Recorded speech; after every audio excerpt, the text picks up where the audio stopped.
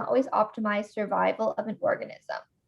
Male moose evolved giant antlers as a way of fighting other males for mates, giving those with the largest antlers an evolutionary advantage. But those antlers also make it harder to escape predators since they can get easily tangled in trees. All male moose would be better off with antlers half the current size. They would all be less vulnerable to predators, and those with the largest antlers would maintain their relative advantage. Fabulous. What's our conclusion? I think the last sentence. Or no, the first sentence. Yes.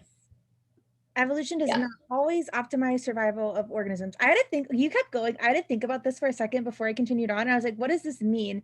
And it's saying like, evolution doesn't always like make it easier for people to survive. So I was thinking like, oh, so they're going to show us like somehow someone, I predicted here before we continued on, somehow they're going to show us something evolving that creates something that actually hinders it in the long run. Right.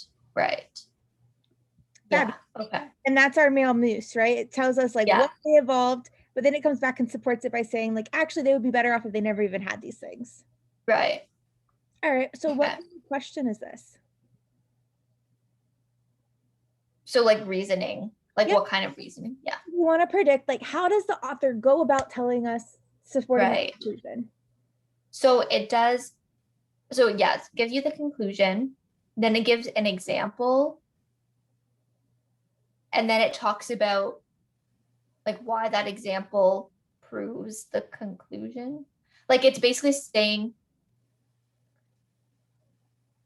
I don't know. Okay, it just goes about like the conclusion and then an example. Yeah, it's pretty much just the conclusion and an example. Yeah, right. A little bit more detail would be like, it shows us why, how mooses evolved, and then why that evolution is not optimizing survival. Right. All right. So go ahead and start with A. Okay. So citing an example to cast doubt on a competing argument. So like I would probably keep this one because it mentions an example, which I know obviously they use an example. But do we cast doubt on a competing argument? Right. Which I don't think that they do. Because they don't mention a competing argument. Yeah, I don't think they do either. I would cross this one off. Okay. So then B is employing an analogy in order to dispute a generalization. So there's no analogy and there's no generalization. So I wouldn't. Well, actually, would you say that the conclusion is a generalization or no? Yeah, I would say like, I believe like, well, I wouldn't say the conclusion is a generalization. I would say that evolution, like if it said evolution tends to optimize survival, like that, like, so if we were challenging a generalization, I would say that it could potentially fit. Okay. Challenging a general claim by presenting a counterexample. So I don't think it's a counterexample, like it is an example, right? Challenging a general claim. Like, yeah, I don't think it's a counterexample. I really hope this is the answer and it's not A. So I think what we're doing here is challenging a general claim by presenting a counterexample. So what would be the general claim that we're challenging? That evolution does optimize survival. And we give a counterexample to that, I believe. Right.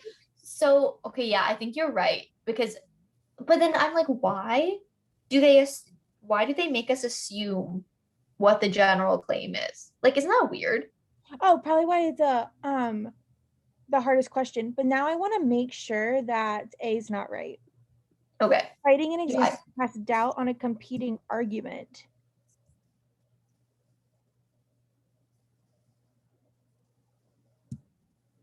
Yeah, it is C. So actually A is what I said, but the answer is C. To cast doubt on a competing, because we're not casting doubt on a competing argument, we're actually going against it. Like we're not just casting doubt. Right.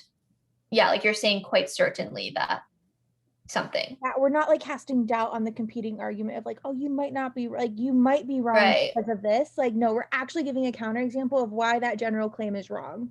Right. Yes. Okay. Yeah. And D's Okay, I think the reason why I found this question weird was because I felt like you had to bring in like so much, not so much, but like an important piece of information that was outside of the stimulus. I agree. I could see why that would be challenging. And Okay, that so is challenging. So challenging a yeah, claim by presenting a counterexample.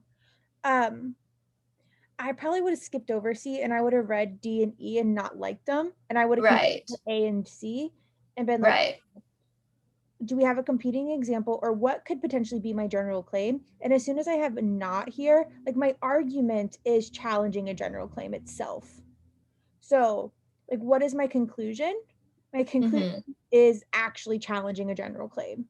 I right, not. okay. Is that helpful?